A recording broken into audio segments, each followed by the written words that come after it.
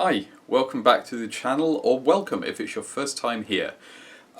This is a video in a short series I'm doing on trying to improve my drawing ability, specifically trying to improve my ability to do comic book work. I'm using this book, How to Draw Comics the Marvel Way, and yeah, I'm not going to take you through step by step in the book. If you want to do that, go and buy a copy yourself. It's fairly easy to get hold of, it's not too expensive. One caveat I will say with this book: if you are an absolute beginner and you've never done any figure drawing or any comic book work at all, you might find this book a little bit hard going. It makes some assumptions about your abilities and about your knowledge. However, if you've got a little bit of experience, it is quite useful if you're trying to learn a specific art style, which is what I'm trying to do. That said, every single person is different in their approach for artwork, so maybe as a beginner you'll find this useful, but I don't think I would have done earlier on in my artwork career. This time we are doing some figure drawing work, and specifically I need to go back to basics on what I've done. I need to figure out why my character ended up looking so flat and so stiff and so, well, boring, to be honest with you. It had all the elements that I had in my imagination, but the way I translated it to the page, not so much. What I will be covering, don't worry, we're getting into the video very, very soon, is we are covering things like proportions of the character. We are covering dynamism of pose, which is something I am not great at. We are doing... yes. The other thing I was lazy about was the construction, the skeleton of your character. Yeah, I'm only flashing this up briefly. Again, if you want to see this book and what's in it and use it yourself, then I would suggest going and grabbing yourself a copy. And posing. So there's lots of stuff I'm covering in here that's all to do with the character, and we're going to see how much of what's in here I can translate to my work and see how far I can take this character.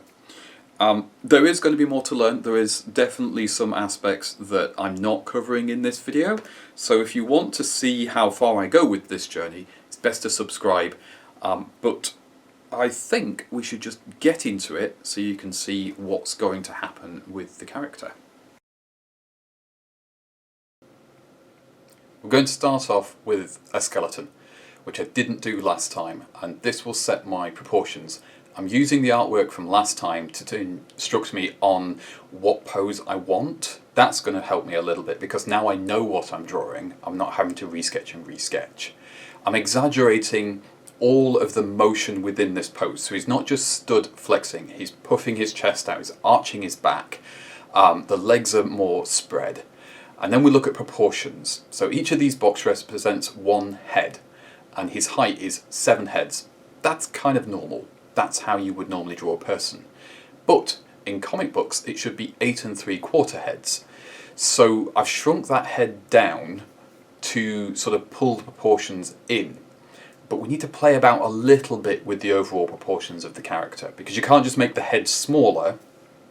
Well, you can, but it looks a bit weird when you do that. So one thing I definitely have to bear in mind for comics here is that I draw heads too big because I draw them the size they would realistically be. I also draw my characters proportionally too short. Now that's not to say you can't draw short superheroes. You can, they exist. But you've got to do these fundamental rules to get that look, that sort of Marvel comic book look. I've also played about with the proportions of the body a little bit, and you can see just how more dynamic this is already compared to that original artwork. So now I've got the rough structure down, I can flesh him out, literally, by adding in the muscle groups and just getting everything, you know, as it should be roughly. So I'm building my silhouette now. So I'm understanding what I need to change from that initial pose. I want to keep that ridiculous physique that he's got. That's definitely part of his character. So I'm keeping that in mind as well, but I can't push it too far because it'll mess up those proportions. If I make his waist too thin or too fat, it's going to make the rest of him look bad. Now, one thing I notice is I draw ankles quite thick compared to comic books, so we need to narrow that out. And I draw the calf, the lower portion of the leg, I draw that more like it is on a person, and I need to shorten that. If you look at Spider-Man, for example, you'll see more what I mean with this. He's got like very, very spindly ankles and quite big calves, but they're quite short. The hip area looks a bit feminine on this character at the moment. I'm going to leave it for now, I'm not sure. And the head looks so small to me here. Like, I'm so used to drawing a head bigger than this that it does look wrong. But I'm going to trust the process. That's all. That's the point of learning here. I can't make assumptions about my abilities. I've got to trust what the tutorial is telling me. So let's fix these lower legs first. And you can see I'm already kind of playing with proportions, and you're already seeing that sort of superhero silhouette coming through. The funniest thing is, I'm correcting this lower leg here, and we're going to cover it up later because of the kind of trousers he's got. So it doesn't make a huge difference, but it does make some difference, and that's one of the key things. You have to build this structure. You've got to put all this in before you put the clothing and the outfit on the character. Because at this early stage, when you're concepting out a character, you've got to understand who you're drawing and what you're drawing. It all serves as useful reference later on as well, because you're not just bringing the character to life, you're learning their shapes, because if you're going to do a comic book, you're going to be drawing them a lot. So this is important. Getting your sort of creative brain stuff to sort of lock in what this is important. And yeah, overall, this is much better. That's much more superhero-y, much more interesting to look at than the first version. Only trouble is, he's now too big for the page. And if I was doing this in traditional media, this would frustrate me. But it's digital, so I can just make it any size I want. I can play about with this. So I've shrunk it down, and now we're going to do the first round of inking, the first round of tidy inking here. I've just made the layer that you've just seen, I've just made it transparent, so it's more like a pencil sketch, and now I'm going over and just tidying up all of those rough ink lines so we can get the shapes and forms in for his body for later on. I like this stage a lot. This clears up a lot of the clutter from the sketch, but it can also leave your sketch feeling a bit dead, because when it's in a sketch form, it feels more lively and like there's motion there. So yeah, again, it's another one of those trust the process parts of the creation of your character. I'm not worrying too much about some of the things that I know I've made a mistake on. The hands, for example, aren't great on this. But rather than get bogged down in the finer details and try and make everything perfect, I just want the overall look of everything to be as I want it to be. Remember, what I'm learning here is how to take that very static pose from the first version and make it more dynamic and more interesting.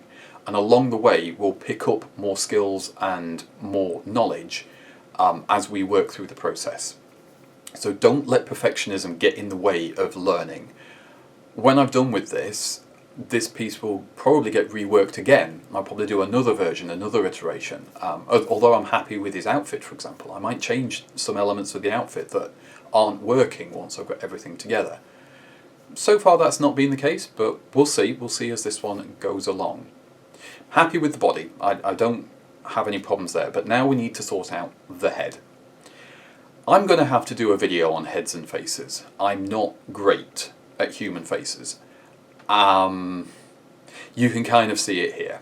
I've started with the basic, what they call a Loomis head. This is covered in the book as well, which is a very basic sort of humanoid head shape. It's good for setting your proportions. But the one mistake I'm making here is I'm using no reference at all. I'm not looking at any faces, I'm not looking at any heads, and I really should be. Because I haven't decided entirely what my character looks like. I don't know who he is still. So this is just me trying to figure out what I'm getting wrong. I know some of the details, and that's kind of tripping me up as well. I know, for example, he's got a very chunky square jaw. I know he's got quite a big lower lip. I know that his nose is kind of wide. I know his eyes should be a little bit further apart than standard. But that's locking me in to certain exaggerations, which is mucking up the proportions. Because this is a bad habit situation. This is where I've got in my imagination... Oh, God. I've got in my imagination what I need to build. And I've been so focused on doing this head that we've gone back to the main and... what have I done? Okay, let's fiddle about with the head. Let's move the ear. Let's change the head shape. See if I can correct this. This is one of those traps you fall into. You get hyper-focused on the wrong detail, and that's exactly what I'm doing here. I'm trying to fix this head, and I'm making the wrong approach. I'm trying to make a head that doesn't work match the body that does. And,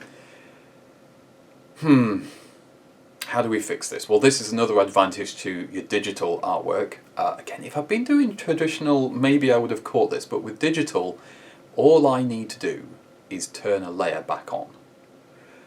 Because there's something wrong here. There's something wrong with how the head joins the neck and how it relates to the body.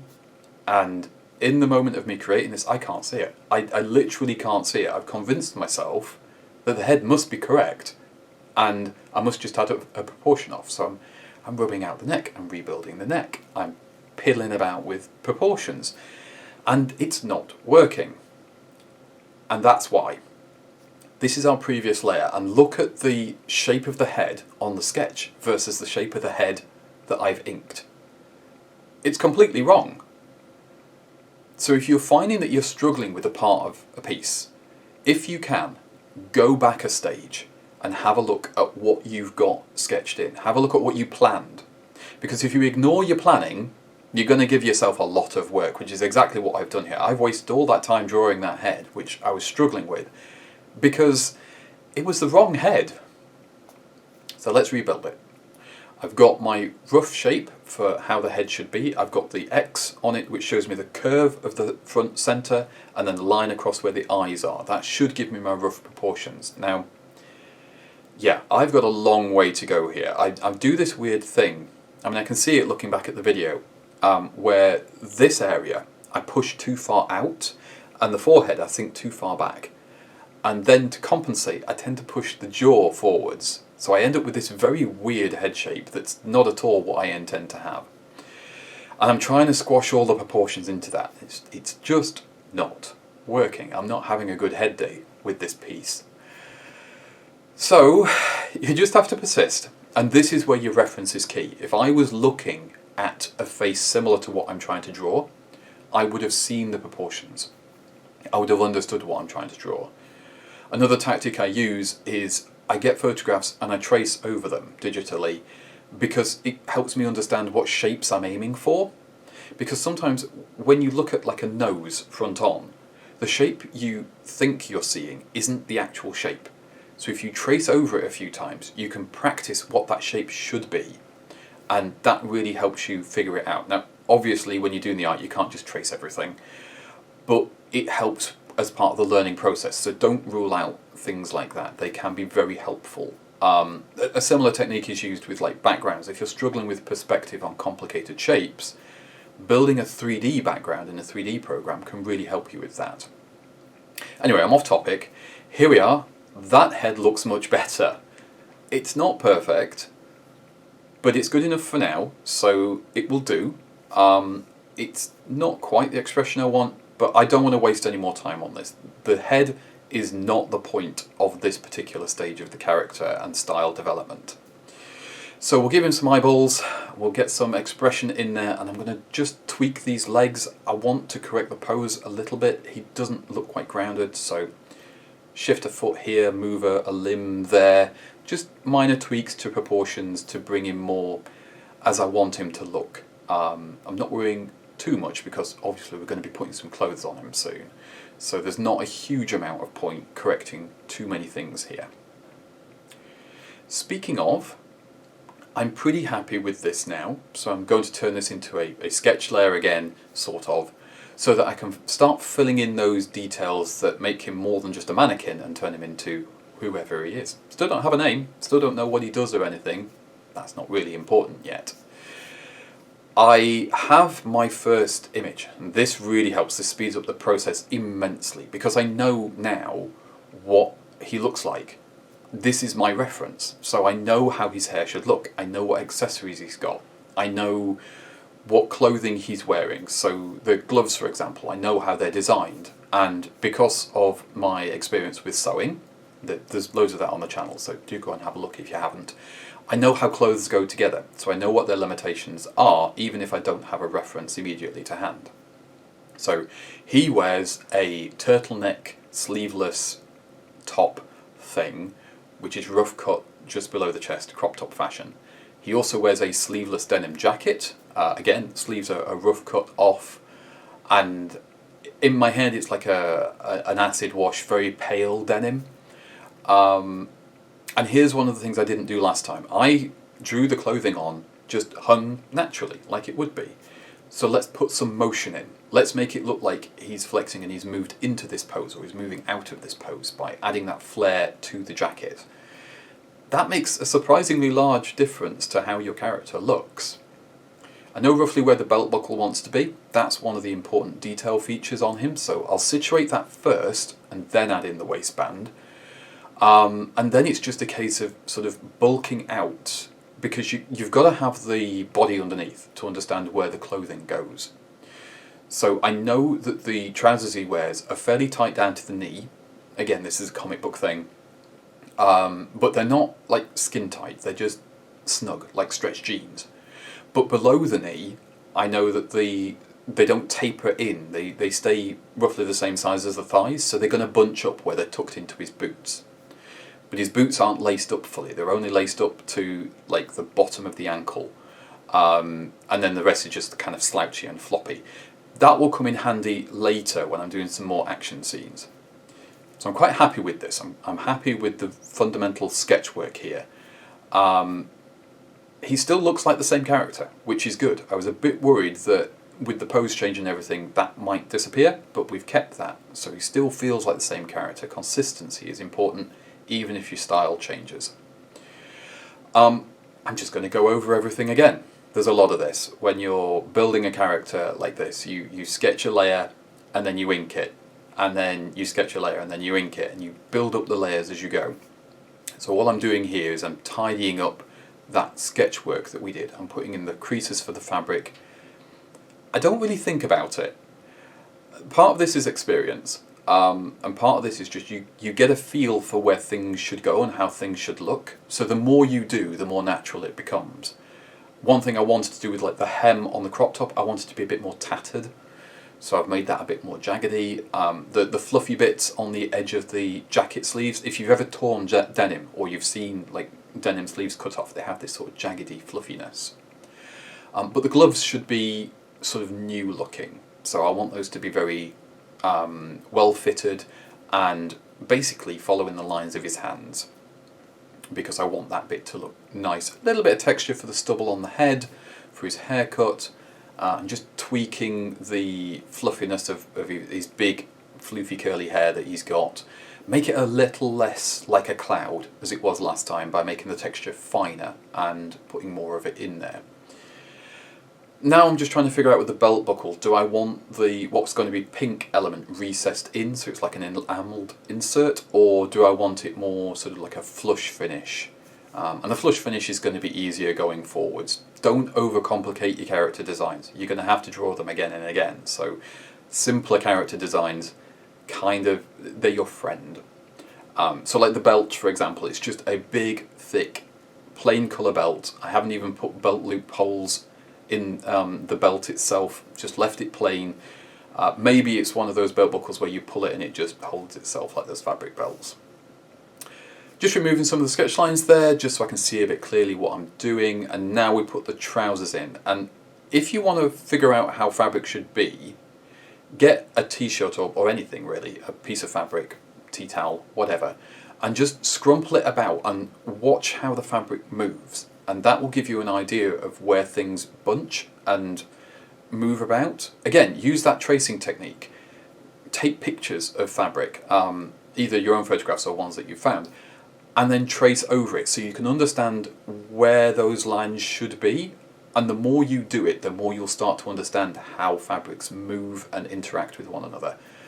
And once you get to that point where you can just do it, it's brilliant. That first time where you can just draw fabric folds and it looks believable is great. So yeah, we're just filling in details on his boots. I think his boots are going to be those sort of half fabric, half leather type. So the heel and the toe and the lacing will all be leather, but then like the main body of them is like that canvasy fabric. Just a fairly plain sole on them. Just standard work boots really. Just leaving them unlaced, I just feel like maybe that's something he's lazy about, just pulls his laces and they stay on. Just comic book stuff, really.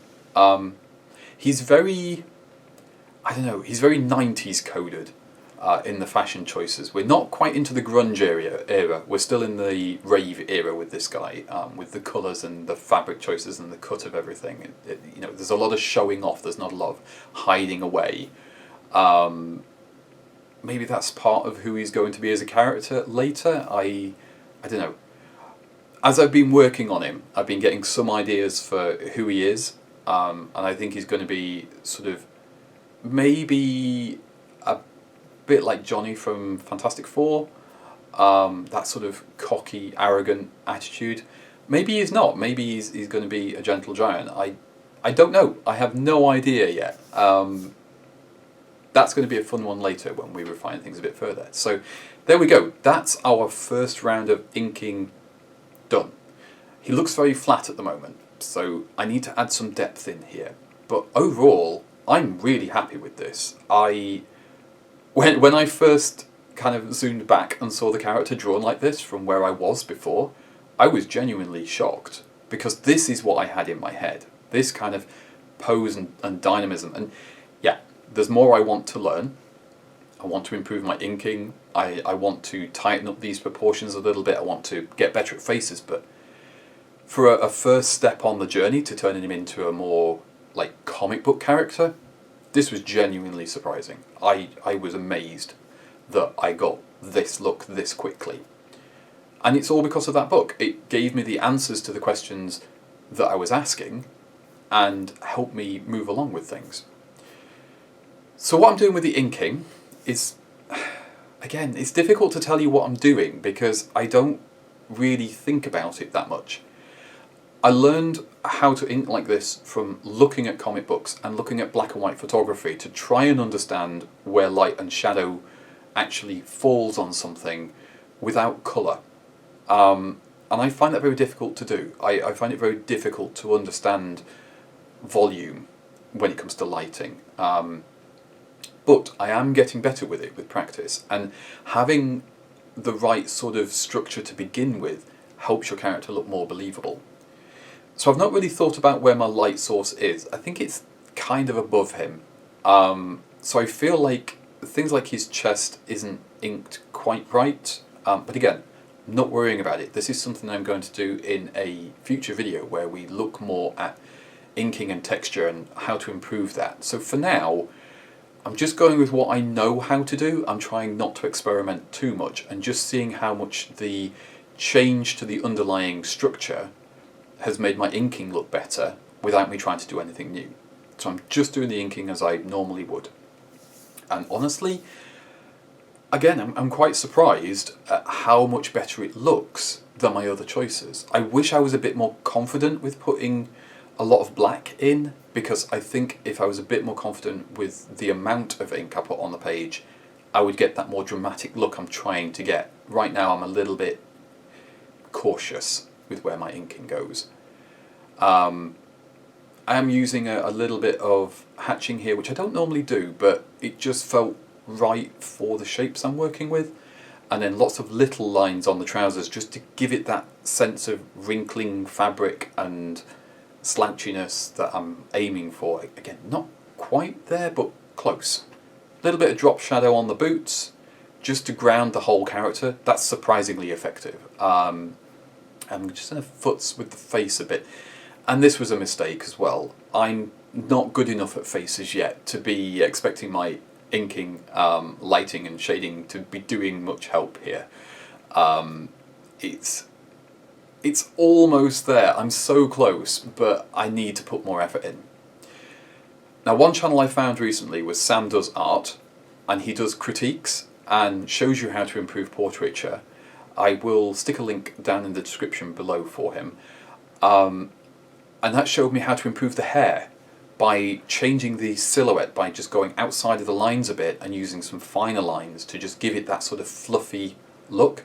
I don't want him to look scruffy, but I want his hair to look like naturally curly and big, because that's his look. So now I'm happy with the inking on this, it's time to throw some colour on. I'm going to use that original picture as our colour choice, and very quickly, I don't like this skin tone. I don't know why it doesn't look as good on this version than the other version, but it just, I don't know, it's too red. I want his skin tone to not be what it was. So I'm going to play about with that a bit until I get a bit closer, try not to make him green. And just bring that down more how I want him to look, and yeah, that's a much better skin tone, much better. Same with the hair. I don't like the hair colour he had before. It's not quite where I want it to be, and especially against this new skin tone, it just doesn't have the right tone to it. So play about with hue and saturation, just get that up to a more interesting colour. Now I'm probably going to have to learn in the future how to ink black hair better, because I've got a feeling black inking on black hair isn't the best choice, but I won't know until later on. Something not to worry about for now. Lips, little tiny bit of highlight on the lips just to give them a bit more volume and interest, but not much more than that. And I'm going to keep his eyes dark. I like that element of his character development. The outfit itself, I'm happy with the colours on that. I didn't really want to change that very much. I think that the bright choices I've made, contrasted with the like washed out grey of the jeans, the pale blue of the jacket, I don't think that needs to be changed. It might in the future, but for now it works pretty well. I'm pretty happy with that as a design choice on this character. Nothing is set in stone here. I might change some of this later. He might get some accessories, he might lose some items. We'll see. I'm going to see where this learning journey takes me with this character to find out who I end up with. I don't even know what world he inhabits. I don't know what kind of environment he's in. I don't know what his superpowers are. I don't know his name. I don't know where he's from. I don't know what his motivations are. I think he's probably a good guy. I get that feeling. I don't know whether it's the bright colours or, like, I don't know, he gives me this feeling that he's kind of happy-go-lucky, confident, and the colours in the outfit are all part of that, and I would struggle to see him as a bad guy as he stands right now, but maybe you have a different read on it. Maybe he looks different to you, and you have a clearer idea of who you think he is. Do let me know in the comments, because that would be great to find out how other people see this character, and what you think I should do to develop him further. What would you change about his outfit, for example? Would you change those boots out for some chunky high tops maybe, or would you change them out for taller boots, or just like Converses maybe? Would you change the colours of his outfit? There's so many things you can do. You can get lost in the details on that kind of thing and end up getting bogged down in changing things. So what I'm trying to do here is change as little as possible, and if I really don't like part of it later, we'll change it, but for now let's stick to what we've got and focus on learning the things I want to learn. Overall, this exercise has been really positive. It made me feel so happy about what I was creating in a way that I haven't in a while. Art is highs and lows. Sometimes you do feel like you're not making any progress at all, and it takes one thing like this to make you feel like, oh wait, I can do this, I do know what I'm doing. I'm just going to mimic the background from the previous image, which was very, very simple, and I'm going to try some different effects on how I do that. I think this background is kind of weak, but we're going to address that in a future episode, because I'm going to have to deal with things like perspective and building a scene and all that kind of thing. So we are going to revisit this element, and it'll be interesting to see how I pull out those colourful triangles and the washed out grey and translate that into something else. I've got a feeling that we might go a bit cyberpunk with this. We might go a little bit like Blade Runner, original Blade Runner, maybe a little bit new Blade Runner. But I don't know, I'm not sure. I've not made up my mind on a lot of things with this. So the process of creating the character and learning about them is going to be fun. Now here's an interesting thing. I don't use custom brushes. I have never taken the time to learn how to make custom brushes, and I'm using Paint Tool Sci, so those of you that have used this program will be familiar with it. Those that haven't might not be. It's a free art program. It's like a super stripped back Photoshop, which is exactly what I wanted, and it's ideal for my kind of work. But I've never bothered building textured brushes or pattern brushes, and I think they would help me a lot. So it's a bit like all of my work's done with the same pen and the same pencil, with no variation. But there we go. I'm so happy with how this turned out. It's so good. One last detail is that visor.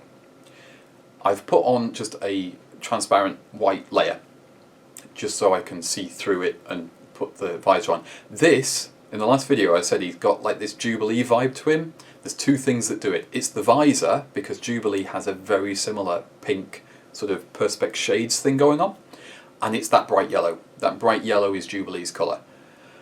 If you see this character and Jubilee, this is from X-Men, side by side, they're nothing alike. But it's weird how there's this sort of slight element of it that translates across. So I think that might mean I have to avoid giving him firework skills. I don't think that would be a good idea. But look, it's so good. I am so happy with how this guy turned out. From where I started, I can't believe it. I can't believe I drew this. I did this with just a little bit of direction from that book I was reading. It's just super. Before and after then, look at that. That's astonishing. I can't believe I did that. That's great. You made it. It's the end of the video. This is the outro. Patreon supporters, first of all, thank you very much to you. I should have addressed you at the start of the video. It didn't happen. I don't script these things. The Patreon supporters get early access to the content, so they get to see the videos a week early, and of course they get little extras if I've got anything extra going on, so they get some behind the scenes stuff. Description box below, there's links to all the good stuff down there so you can find out what's what. The patrons at the moment are the only ones paying me for any of this. My channel is too small for YouTube to give me any kind of money. Hopefully that will change in the future. If you are viewing this on YouTube and this is how you see my videos, thank you. Don't forget to subscribe. It's a little bit chaotic here. I do a little bit of everything. Videos are usually Tuesday at 3 PM, health permitting. And it's usually crafts one week and cars the next. So if you want to find out what cars are in here and what kind of crafts I normally do, check out the playlist. There's a whole bunch of them. We've got loads of content here, so there's plenty for you to enjoy. But if you don't want the adverts, go over to Patreon. It's dirt cheap. We have everything from really super basic levels up to fairly expensive ones, so there's something to suit most pockets there. And that really is the best way to support me at the moment. I've also got art prints, so again, description box down below, there's art links in there, so you go visit my website, you can see my print shop, all that good stuff. And yeah, hopefully I will see you in the next video, or you're just off to have a binge watch through the archive. And let me know what you think. Let me know how much of an improvement you think I made with this character, and maybe a little bit of your ideas on who he is, where he's from, where he lives, what adventures he might go on. And I'll hopefully see you in the next video.